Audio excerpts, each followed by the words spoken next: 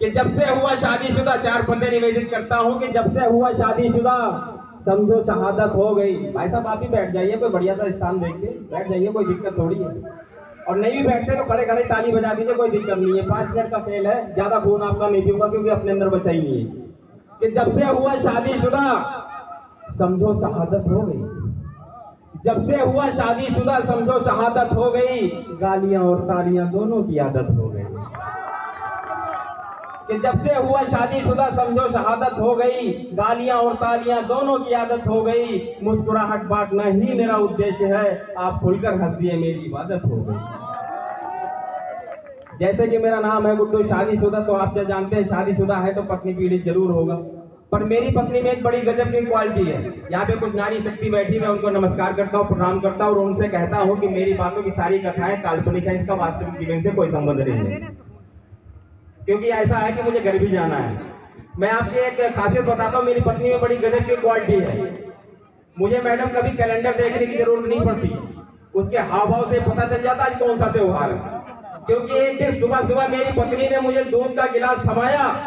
मैं बोला पत्नी से इतना प्रेम कहाँ से आया? बोली तुम हो देवता, तुमसे ही आती लक्ष्मी है। भाई साहब इतना कहते ही समझ लिया जो नाग पंचमी है। परिस्थितियां आती हैं। अच्छा मैं जब भी अपने ससुराल जाता हूँ मेरे साथ एक घटना जरूर घटती है। मेरे सास ससुर हमेशा कहते हैं मेरी बिटिया तो बिल्कुल गऊ है, मेरी बिटिया तो बिल्कुल गऊ है। तब समझ में नहीं आया, अब समझ में आया वो अपनी बिटिया को गऊ इसलिए कहते ताकि सीधे सीधा मुझे सांड बता सके। परिस्थितियां ऐसे हो जाती। भाई साहब मैं आपको बता दूं, एक यूपी का दामाद अपनी ससुराल गया और उसके ससुर ने उससे गुस्से में कहा तुम शराब पीते हो, तुमने बताया नहीं। तो दामाद बड़े अजीब से बोला तुम्हारी बेटी खून पीती, क्या तुमने बताया था? अगर बात समझ में आई तो भाई साहब जोर से तालियां बजाइए। और इसी प्रकार से मैं क्रम को आगे बढ़ता हूँ और भाई साहब को माइक देता हूँ ताकि और भी लोग आ सके। गुड्डू भाई ने बहुत दिमाग की बात करी, दिमाग की ताकत मैं बताना चाहता हूँ भाई। आपको आप कहो तो बंद कर दूं वैसे। मैं एक कविता पढ़ रहा था तो एक आदमी लठ लेके आ गया। मैंने कहा भाई साहब आप कहो तो बंद कर दूं। बोला भाई साहब आप तो पढ़ो, मैं तो उसे ढूंढ रहा हूँ जिसने बुलाया है। तो हमें तो भाई साहब ये रणवीर भाई बड़ा डर लग रहा है आपसे, मुझे ऐसा लग रहा है माइक छीनने आ रहे हैं। आप बैठ जाओ भाई साहब, अच्छा सा स्थान देखिए, बेशक हमारी कुर्सी ले लो। आपके लिए तो सिंहासन रखा पीछे, ऊपर अनारकली और होती तो वहां बैठा देते आपको दोनों, बहुत अच्छी जोड़ी लगती है आपकी। हाँ तो लीजिए, अभी मैं दिमाग की ताकत बता रहा हूँ आपको। एक व्यक्ति के पास, बलराम जी दिमाग की ताकत बता रहा हूँ, एक व्यक्ति के पास 2.5 पेटाबाइट दिमाग होता है। 1 पेटाबाइट बराबर है 1000 टेराबाइट। 1 टेराबाइट बराबर है 1000 जीबी, यानी 16 जीबी की मेमोरी कार्ड वाले लगभग 1,56,000 पेन ड्राइव। और इतने भारी भरकम दिमाग को खराब करने में पत्नी को आधा मिनट भी नहीं लगता। वही गुड्डू भाई बता रहे थे। लीजिए क्रम को हम आगे बढ़ाते हैं और मंजू साक्य जी को मैं आमंत्रित करना चाहता हूँ 2-3 मुक्तकों के लिए। आप एक बार तालियां बजा दीजिए। आइए। बहुत अच्छा सुन रहे हैं और जितने लोग यहाँ उपस्थित हैं उन सबको विशेष प्रणाम करती हूँ। आप ही हमारे पांडव हैं, एक बार अपने लिए तालियां बजाइए। मंच पर उपस्थित आप सभी को सामूहिक नमन करती हूँ, सामूहिक प्रणाम करती हूँ। नाम लोगे तो मेरा समय हो जाएगा प्रणाम करने में।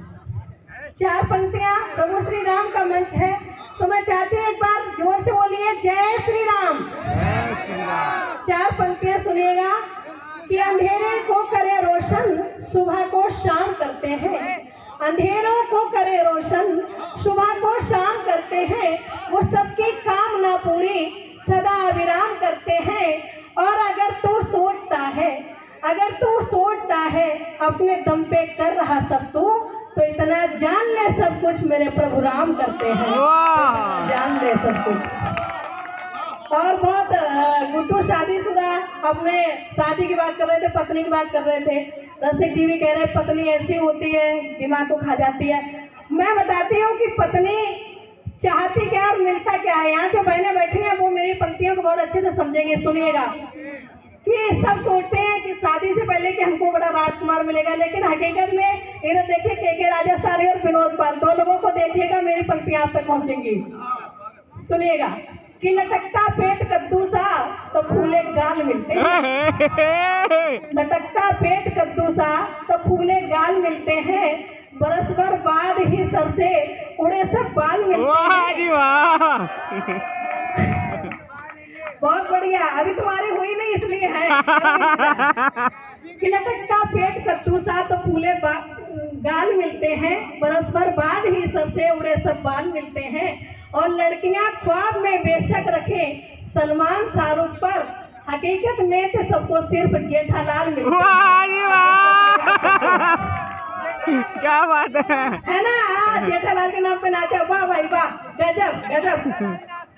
हाँ ऐसे नाचता है ना, बहुत अच्छे। और दया भाभी कैसे बोलती है वो भी बता दो जरा। आप गौर नहीं की? चलो गौर करो, सुनो। बबीता जी पे गौर करते हो? वाह वाह वाह, बिल्कुल। हाँ मैंने पंक्तियां लिखी हैं। क्या लिखी है कि आजकल के मर्द क्या चाहते हैं। भगवान अभी नवरात्र चल रहा है, रामलीला का मन चल रहा है, प्रार्थना तो जरूर करी होगी तुमने, और क्या करी होगी वो मैं बताती हूँ। अच्छा।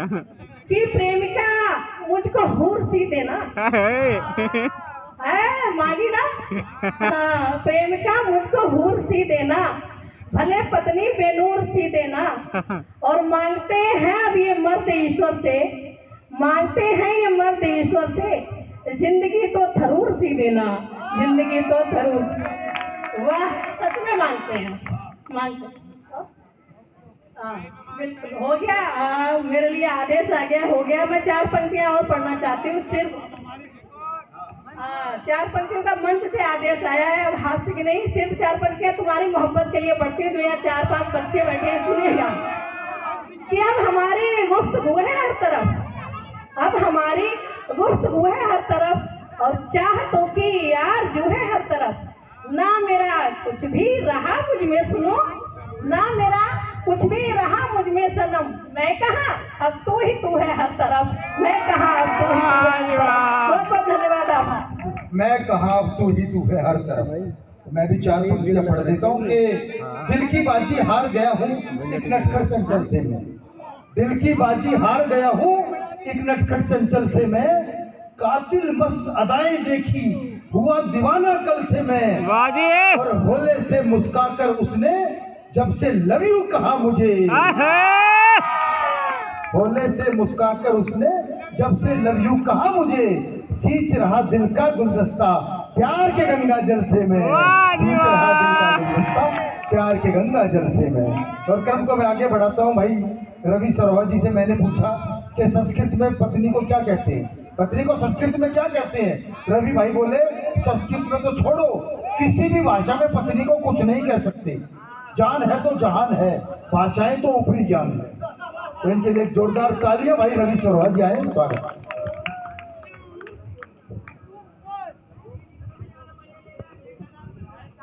चार पंक्तियां रखता हूँ, पावन मंच है, प्रभु श्री राम के चरणों में 4 पंक्तियां रखता हूँ, सुनिएगा।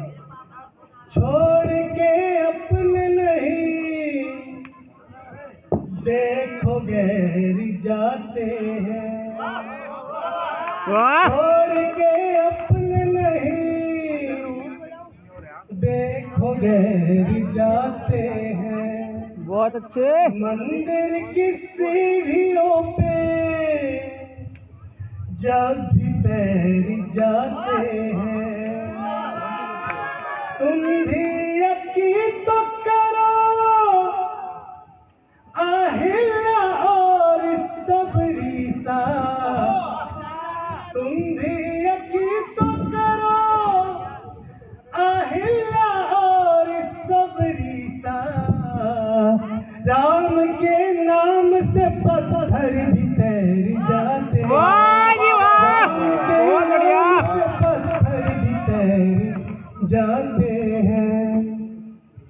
इधर वाला मोहल्ला 4 पंक्ति देता हूँ। आईना तोड़ कर चला आया, आईना तोड़ कर चला आया, उससे मुंह मोड़ कर चला आया, इससे पहले कि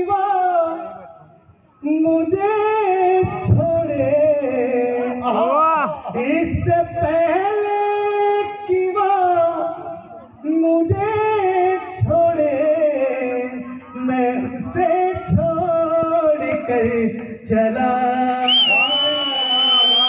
मैं उसे छोड़ कर चला। चार पंक्तियां अपने अपने महबूब को याद कर लीजिए। चार पंक्ति रखता हूँ। सिर्फ सोचा नहीं, पूर्ण विश्वास है, वाह वाह, तुझे खास है, एक मुझे खास है। आसमान ने कहा चांद दो ही तो है, वाह एक तेरे पास है, वाह जी वाह, एक तेरे पास है, एक तेरे पास है। ओ भैया तुम चांद लेने कहाँ चल दिए? वापिस आ भैया, चांद यही है। चांद लेने चल दिए, चांद का नाम लिया तुमने। हाँ कोई बहुत बहुत धन्यवाद। चांद यहाँ बैठे तुम बाहर जा रहे हो, बात थोड़ी है सर। बैठो बैठो। बस अब हमारे एक हफ्ता लगातार बलराम जी, एक हफ्ता लगातार कवि सम्मेलनों में रहते हैं। एक बार तो एक हफ्ते बाद आए, पत्नी फूकी बैठी थी, बोली 1 हफ्ता हो गया तुम्हें गए हुए, तुम्हें घर की चिंता नहीं है, तुम्हें परिवार की चिंता नहीं है, तुम्हें बच्चों की चिंता नहीं है। मैं इतनी बीमार थी, तुम्हारे पीछे से मुझे कुछ हो जाता तो। बोले फिर मैं कौन सा शमशान घाटी जब भी साथ ले जाता। फिर अगले दिन फिर निकल गए, फिर 1 हफ्ते बाद आए, पत्नी फूकी बैठी थी, बोली मुझे नहीं तुम्हारे साथ रहना, मुझे तलाक चाहिए। विनोद जी ने तुरंत जेब में से चॉकलेट निकाली, पत्नी की तरफ बढ़ाई। पत्नी बोली अच्छा मुझे मना रहे हो? विनोद जी बोले नहीं, शुभ काम से पहले कुछ मीठा हो जाए। तो शुभ काम से पहले तालियां हो जाए विनोद भाई के लिए। हाँ, ए,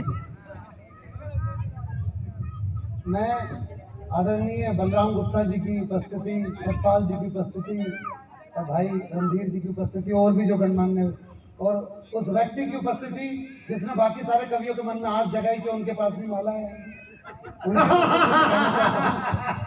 सुनिएगा भाई साहब, पता है एक कवि को मिल जाए ना, बाकी कवि ये सोचते हमारी कविता में क्या कमी रहेगी। मंजू शाक्य ने तभी बोला जैसी आपने माला पहनाई, इस व्यक्ति से अगर 2 माला नहीं ली तो मेरा नाम मंजू शाक्य है। अभी अभी मैंने इनका नाम तितली रखा है। सुनना कि आपके लिए चंद कतरे लहू के लाया हूँ, वाह मुरझा गया हूँ पर फूल खुशबू के लाया हूँ, वाह, और आप लोगों को तालियां बजानी ही होगी। ओहे। मैं घर से पत्नी के पांव छू गया वाह जी वाह, वाह, मजा आ गया। और सबसे बड़ी बात बलराम जी भी यही करके आए हैं। सुनिएगा, मैं आज सच में इस पूरी टीम के पास आज समय नहीं है। मैंने बलराम जी को पहले कहा था अपने घर की बात मायके वालों को मत बताया। मैं बतलाऊं भाई साहब, राजस्थान में गांव है लकोई में वैसे तो ना जाने कितने कुएं हैं, लेकिन एक कुआं ऐसा भी है जिसमें झुक के नाम लेने पे कुआं जवाब देता है। अच्छा। ये देखने के लिए मैं और रणधीर जी उस कुएं के पास गए। रणधीर जी ने अपना नाम लिया रणधीर, तो कुएं में समझ जाए रणधीर। मैंने अपना नाम लिया विनोद, तो कुएं में समझ जाए विनोद। जब हमने बलराम गुप्ता जी का नाम लेने की कोशिश की, हमने लिया बलराम गुप्ता, तो कुएं में से कोई आवाज नहीं आई भाई साहब। मुझे टेंशन हो गया, बहुत अच्छे व्यक्ति हैं। मैंने दोबारा नाम लिया शालीमार बाग वाले बलराम गुप्ता जी, फिर दोबारा कोई आवाज नहीं आई। मैंने बोला हरियाणा डेयरी वाले बलराम गुप्ता जी, फिर कोई आवाज नहीं आई। बगल में कुटिया थी, कुटिया के बाहर एक बाबा बैठे थे। मैंने बोला बाबा कोई गलती हो गई तो बताइए। मैंने अपना नाम लिया विनोद, तो कुएं में से आवाज आई विनोद। रणधीर ने अपना नाम लिया तो कुएं में से आवाज आई रणधीर। जब हमने बलराम जी का नाम लिया तो कुएं में से आवाज क्यों नहीं आई? तो बाबा बोले बेटे दुनिया में विनोद पाल का जवाब हो सकता है, रणधीर का जवाब हो सकता है, बलराम गुप्ता जी का कोई जवाब नहीं है, वो लाजवाब व्यक्ति। क्या बात है, वाह वाह वाह वाह वाह वाह। तो बलराम जी, बहुत बढ़िया। बलराम जी आपने जैसा बोलने के लिए कहा था मैंने बोल दिया भाई साहब। देख लिया आपने, एक नोटों की माला के लिए कभी कितना गिर जाता है। सुनिएगा, एक छोटी सी कविता रख के मैं भी अपनी जगह पे चलता हूँ भाई साहब। सुनना, मैं जब लड़की देखने गया क्या क्या हुआ भाई मेरे संग, सुनना। तुम बहुत अच्छा सुन रहे हो भाई, मैं बतला दूं आपको। एक लड़के ने अपनी गर्लफ्रेंड को बोला कि है क्या बोला, तेरी वाली ने तो जवाब नहीं दिया, दूसरा के जवाब सुनना। लड़के ने बोला कि कितने गम दे दिए छोटी सी जिंदगी के लिए, कितने गम दे दिए छोटी सी जिंदगी के लिए, और चुल्लू भर न हुआ हासिल, इन आंखों की नमी के लिए, और दुनिया में लाखों करोड़ों लड़के हैं, तुझे मैं ही मिला था क्या दिल लगी के लिए? क्या बात है, वाह वाह। अब पंक्तियां सुनना भाई साहब, मैं कविता सीधा सीधा जोड़ता हूँ कि जब मैं लड़की देखने गया बलराम जी, क्या हुआ मेरे साथ, हालांकि एक मोटी लड़की का एक्ट भी था, लेकिन अभी वो माहौल नहीं है, मैं कविता पढ़ देता हूँ भाई साहब, मोटी लड़की पढ़ देता हूँ। भाई स्टैंड दे दे, भाई स्टैंड देना पड़ेगा भाई, स्टैंड दे देना भाई। भाई स्टैंड दे दियो, जो लेके गया था भाई दे देना। हाँ भरोसा नहीं था ना। नहीं बलराम जी, आज भी हरियाणा में, दिल्ली में, राजस्थान में गुरु जी सारी बन रही है। अगली बार आपसे ना ली ना नोटों की माला, और अभी भी अगर मेला चल रहा होता ना, आपकी जगह मैं होता तो अब तक एक लेके भी आ जाता। कोई नहीं मेरे बच्चे, तू आगे जाकर देखनी सुनना भाई बलराम जी। अभी क्या होता है दिल्ली और हरियाणा में, आज भी जब लड़की की विदाई होती है शादी वाले दिन, तो लड़की का मामा लड़की को गोद में उठा के डोली वाली कार तक छोड़ के आता है। सुना है आपने? आप में से कितने लोग जानते हैं जब लड़की की विदाई होती है तो लड़की का मामा डोली वाली कार में छोड़ के आता है, उसको गोद में उठा के। जिसने नहीं सुना उसको समझ लो, भूमिका यही है, लड़की को उसका मामा उठा के डोली वाली कार तक छोड़ के आता है। लड़की का वजन है 150 किलो, हाय हाय 150 किलो, और लड़की का कोई सगा मामा नहीं। ओहो। अब पंडित जी ने बोला भाई लड़की को लेके जाओ, तो पंडित जी ने एकदम से बोल दिया, अब पंडित जी ने पहले वो जो लड़की का बाप था उसने गांव के लड़कों के नाम ले दिए जो आसपास के थे सारे के सारे। तो बोला अरे बेटे बलराम, बलराम जी इसमें पहले से बलराम था। मुझे पता है लिफाफे आपकी तरफ से बनने और कुछ नहीं तो कम से कम 2-2 किलो घी तो बंधवाओगे। तो इधर बलराम जी खड़े करे, बेटे बलराम, बेटे उठा दियो। अच्छा बलराम तो बचपन से उसके संग स्टापुर खेलता आ रहा है, बलराम को तो पता ही हो, एक बार में फलांग मारती थी स्टापुर के 100 टुकड़े हो जाते थे। बलराम जी एकदम से, मेरा तो पथरी का ऑपरेशन हुआ है, जरा सा झुकूंगा तो पथरी फट गया। अच्छा ठीक है रहने दे। बेटे रणधीर, रणधीर जी पहले से रणधीर, तो उन्होंने बोला भाई अगर ठीक है पहले से था तो कोई बात नहीं, पर रणधीर बेचारा 150 किलो के चक्कर में ये भूल गया कि मैं आदमी में औरत हूँ। बोला बेटे रणधीर उठाइयो, रणधीर मेरा तो 7वां महीना चल रहा है। अब ऐसे में आपने बलराम जी देखा होगा शादी ब्याह में एक लाइन बोलते हुए लोग नजर आ जाते हैं, बाबूजी मेरे लायक कोई काम हो तो बताना, बाबूजी मेरे लायक कोई काम। अब एक 42 किलो का लड़का मुश्किल से, उसे पता ही नहीं वहां पे क्या संवाद चल रहा है, भीड़ में से एकदम सबसे पूछता है बाबूजी मेरे लायक कोई काम हो तो बताना, बाबूजी मेरे लायक कोई काम हो तो बताना। ये पूछते पूछते लड़की के बाप तक पहुंच गया, कह रहा बाबूजी मेरे लायक कोई काम हो तो बताना। अब काम तो उसका अंदर इंतजार कर रहा। बोला जा छुटकी को लेके जा। तो अब उसने छुटकी देखी, कायम करी।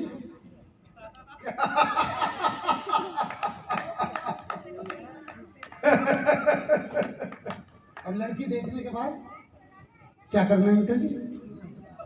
बेटे उठाना है इसे। अंकल जी इसे उठाने में तो मैं उठ जाऊं, और छुटकी ना, ये तो मुटकी है। पर बच्चे सारे, यही वाला बच्चा था वहां पे, यही 2-3 बच्चे थे, उनको लगा कि अंकल जी उठा नहीं पा रहे। उसने उठाने की छोटी सी कोशिश की तो रीढ़ की हड्डी में चटक की आवाज आ गई। पर बच्चे सारे यही थे, 3-4 बच्चे। इन्होंने सुल्तान फिल्म का गाना उसका कॉन्फिडेंस बढ़ाने के लिए गा दिया, खून में तेरे मिट्टी, मिट्टी में तेरा खून, ऊपर अल्लाह नीचे धरती, बीच में तेरा जुनून। भाई साहब उसने लड़की उठा ली, पर यहाँ पे दृश्य नंबर 3, उस घर का आंगन इतना ही बड़ा था जितना यहाँ से लेके बाहर का गेट। वो लड़की को जैसे तैसे करके आधे रास्ते तक ही पहुंचा था कि लड़की के मन में फिर मां के प्रति प्यार जग गया। वो उसकी बाहें तोड़ के फिर मां के पास भाग के आ गई। लड़की का बाप बोला जा लेके आ, कह रहा लेके आ मतलब इन पर्पल वाली लाइट तक तो लेके आ गए, बस यहीं पे बुला लो ज्यादा, कह रहा दोबारा लेके आ। अब उसने लड़की को दोबारा उठाने की कोशिश की, तो यहाँ पे इन बच्चों ने मेरी जंग फिल्म का गाना गाना स्टार्ट कर दिया। जीत जाएंगे हम। अब जिसने उठा रखी है उसकी आवाज,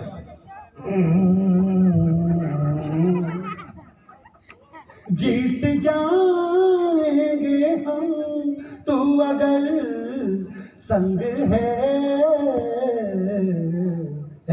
अब जिसने उठा रखी है उसका,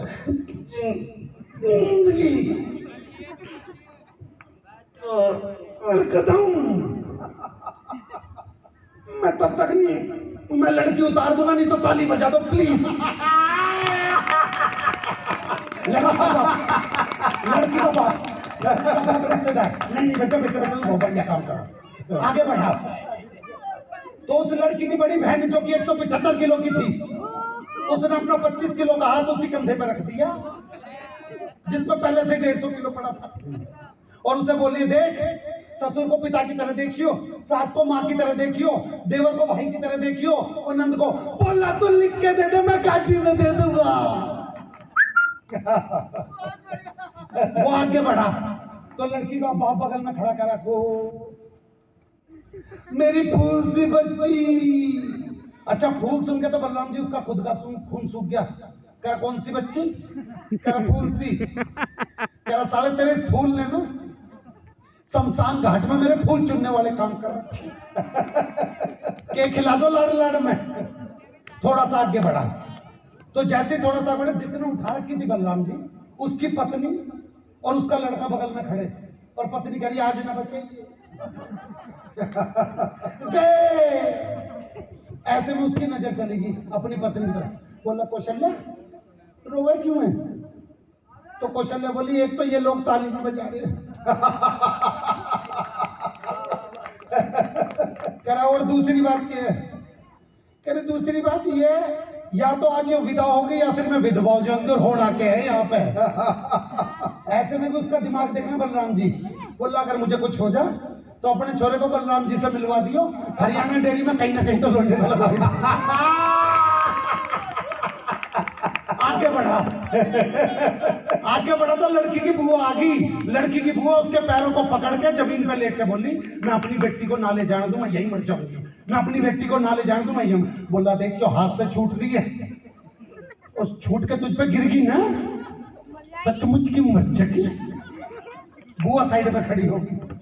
थोड़ा सा आगे बढ़ा, पंडित जी बोले जजमान मुझे लग रहा है कि इस लड़की को उठाने में बहुत ज्यादा कष्ट भोग रहे हैं, मैं हनुमान चालीसा पढ़ते तो हम जल्दी से पहुंच जाएंगे। बोला महामृत्युंजय जा पाता हो तो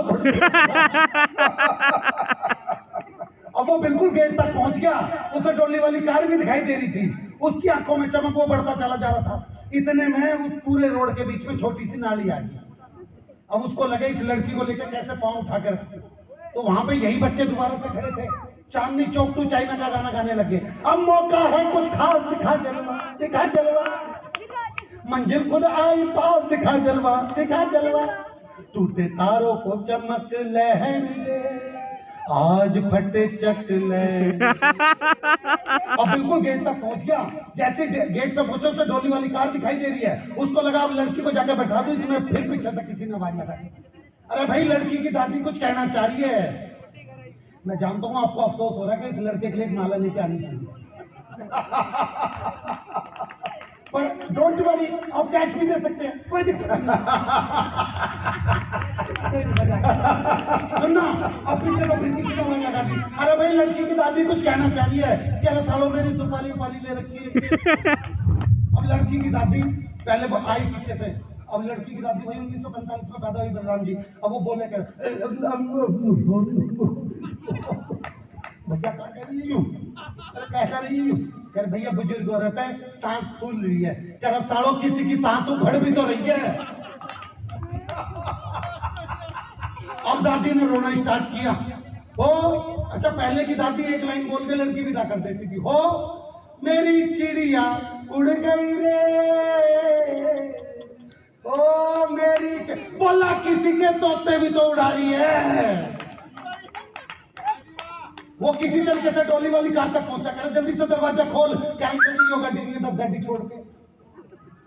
वो 10वीं गाड़ी तक किसी तरीके से पहुंचा, कह जल्दी से दरवाजा खोल। उसका अंकल जी वो मजाक कर रहा, वही गाड़ी थी। वो उस गाड़ी पे दोबारा से आई, क्या जल्दी से दरवाजा खोल कर अंकल जी इसका ना गेट नहीं खुल रहा, आप घुमा कर ले जाओगे? अच्छा ठीक है, तो घुमा कर ले जा रहा है। बच्चा बोला अंकल जी पीछे हो जाओ। कह रहा क्यों? कह रहा अंकल जी यहाँ से गाय आ रही है। वो बोला बेटा गाय ने बोली यहाँ से भैंस आ रही है। उसने जैसी लड़की को गाड़ी में बिठाया, गाड़ी का पिछले वाला टायर पंचर, लड़की का बबल निकाल कर, निकाल मतलब भैया ये तो ठूसी बहुत मुश्किल से, पर किसी तरीके से गाड़ी कटवाई गई। लड़की जेसीबी पे विदा हुई, अगले ने चैन की सांस ली। लड़की का बाप बोले रहा चैन की सांस क्यों ले रहा है, अभी तो गांव का एक चक्कर करके पग फेरा करके फिर घर में जाएगी, तो फिर लेके। Thank you very much Vinod.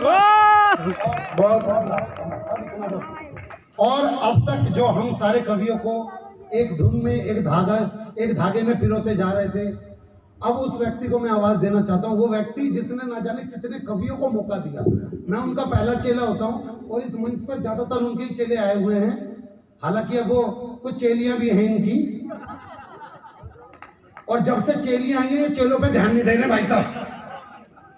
इनकी काव्य परफॉर्मेंस में बहुत दिक्कत आने लगी है आजकल। सुनिएगा, मैं उस व्यक्ति को आवाज देना चाहता हूँ। वो व्यक्ति कौन होते हैं, और सुनिएगा कुंवर बच्चन जी की 4 पंक्तियों से, क्योंकि इन्होंने हर व्यक्ति को, बलराम जी मैं दिल से बात कहना चाहता हूँ, रणधीर भाई सर मैं आपको भी बताना चाहता हूँ कि जो कभी भी अगर रसिक गुप्ता जी के पास आ जाता है, चाहे सुबह के 4 बजे आ जाए, चाहे वो रात के 10 बजे आ जाए, इन्होंने कभी नहीं बोला भाई मैं बिजी हूँ, उसको कविता में मदद करी जो भी करी। तो वो पंक्तियां होती हैं कि पूरी धरा भी साथ दे तो और बात है, पर तू जरा भी साथ दे तो और बात है। चलने को तो एक पैर से भी चल रहे हैं लोग, पर दूसरा भी साथ दे तो और बात है।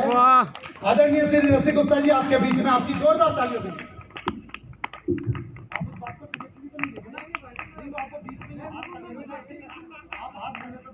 नहीं, वो सीरियसली इन्होंने किसी बात को नहीं लिया, वो शक्ल ही ऐसी है इसकी बात, वो सीरियसली लगते हैं, दाढ़ी वाड़ी बड़ी हुई है ना इस वजह से। तो लीजिए 4 पंक्तियां पढ़ता हूं कि कवि अपने जीवन में क्या चाहता है। सुनिए कि पथ प्रदर्शक बनी युगों से है कलम की धार ही, पथ प्रदर्शक बनी युगों से है कलम की धार ही, सार्थक हो जिंदगी बेशक जिए दिन 4 ही, और मोक्ष हम पाए न पाए चाहते केवल यही, जन्म भारत में मिले हम कवि बने हर बार ही, जन्म भारत में मिले हम कवि बने हर बार। हमारे देश में अरबी खाई जाती है, बोली नहीं जाती। हमारे देश में चीनी खाई जाती है, बोली नहीं जाती। हमारे देश में अंग्रेजी पी जाती है, फिर तो अपने आप ही निकलती है। इसे पीने के बाद तो अपने आप ही निकलती है। अच्छा, अगर किसी को किसी की कोई बात किसी भी भाषा में समझ में ना आए तो एक बार पूछ के देख लो, हिंदी में समझाऊं क्या? कह रही भाई साहब समझ गया। इतनी शक्तिशाली हमारी हिंदी की भाषा है। मुझे तो याद आ गया 2 अंग्रेज भारत आ गए। एक बोला मेरे बाथरूम में 5 लाख रुपए लगे हैं, दूसरा बोला मेरे बाथरूम में 10 लाख रुपए लगे हैं। वहीं अपने एक हरियाणा का ताऊ खड़ा था, वो बोला जी मैं सुबेरे लोटा लेके जिस खेत में जाता हूँ ना, उसकी कीमत 7 करोड़ है, और ऐसे बाथरूम हम रोज बदलते हैं।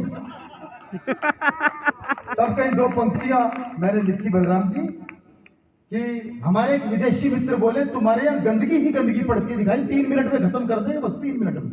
हमारे एक विदेशी मित्र बोले तुम्हारे यहाँ गंदगी ही गंदगी पड़ती, तुम्हारे भरोसे तो हम कवि सम्मेलन चला दिया पूरा, 8 निपटा दिए आपके भरोसे, इन 5 के भरोसे हमने 8 निपटा दिए। वैसे हाँ, ये 5 पांडव हैं। हाँ, तो मुझे इसकी मैं वो पंक्तियां सुनाता हूँ। ये कुत्ता कहाँ से आ गया इस टाइम, बस यही बचा है। हाँ बहुत अच्छी रिकॉर्डिंग आप सब कर रहे हैं मोबाइल से, मुझे लग रहा है। इस मोबाइल के कारण बता दूं, इस मोबाइल के कारण बहुत सारी इंडस्ट्रियां खत्म हो गई। इस मोबाइल के कारण घड़ी खत्म, कैलकुलेटर खत्म, कैलेंडर खत्म, डायरी खत्म, पेन खत्म, रेडियो खत्म, टॉर्च खत्म, कंपास खत्म, सुखचैन खत्म, और अगर किसी के मोबाइल का पासवर्ड उसकी पत्नी के हाथ लग जाए, जिंदगी खत्म, जिंदगी खत्म। ये मोबाइल ऐसी चीज बना दी, बड़ी गड़बड़ हो जाती। हम तो देखो अग्रवाल समाज में जन्म लिया, अग्रवाल समाज का आदमी 52 बुद्धि लेके पैदा होता है। एक अग्रवाल का नंबर हॉट सीट पे लग गया अमिताभ बच्चन के सामने, पहले प्रश्न में उसने कहा मैं अपनी लाइफ लाइन यूज करना चाहता हूँ। अमिताभ जी ने कहा कौन सी लाइफ लाइन? बोला फोन अ फ्रेंड। बोले किससे बात करेंगे? बोला मैं रामलाल से बात करूंगा। तो अमिताभ जी ने पूछा क्या आपको लगता है कि रामलाल जी आपके प्रश्न का सही उत्तर दे सकते हैं? बोला उत्तर गया पहाड़ में, मुझे तो उससे पैसे लेने, साला मेरा फोन नहीं उठा रहा। कम से कम आपको तो उठाएगा। एक बार तालियां उठाओ, मैं कुछ पंक्तियां पढ़ दूं। बहुत अच्छा मन से सुना आपने कि हाँ, तो मैं बता रहा था आपको कि कुछ पंक्तियां पढ़ता हूँ, सीमाओं की रक्षा कर रहे उन सैनिकों के लिए पढ़ता हूँ कि मेरी आंखों ने देखा हर घड़ी जय हिंद का सपना, मेरी आंखों ने देखा हर घड़ी जय हिंद का सपना। उस सैनिक के लिए पढ़ता हूँ जो -50 डिग्री टेम्परेचर में हमारी रक्षा करते हैं, कि मेरी आंखों ने देखा। और क्या सपना है, क्या सपना होता है उसका? मेरी आंखों ने देखा हर घड़ी जय हिंद का सपना, जुबान से कह दिया भारत तो कोई नाम क्या जपना। और धड़कता दिल में वंदे मातरम, सांसों में जनगण मन, मिटो इस देश की खातिर तिरंगा ओढ़ कर अपना, मिटो इस देश की खातिर तिरंगा ओढ़ कर अपना। और कहना चाहता हूं, उस मातृशक्ति को नमन करना चाहता हूं जो 9 महीने गर्भ में रखने के बाद अपने उन बच्चों को सीमाओं की रक्षा के लिए भेजते हैं कि शब्द शब्द मेरी कविता का उनका ही सम्मान करे, शब्द शब्द मेरी कविता का उनका ही सम्मान करे, और सब जनगणमन जिनके कर्मों का गुणगान करे। शीश झुकाऊं चरण पधारूं पहले हर उस माता के, अपने वीर सपूतों को जो सीमा पर बलिदान करे, अपने वीर सपूतों को जो सीमा पर बलिदान करे। और कहना चाहता हूं कि सदा जयकार भारत की सवेरे शाम ही निकले, सदा जयकार भारत की सवेरे शाम ही निकले, जुबां से हिंद हिंदुस्तान आठों या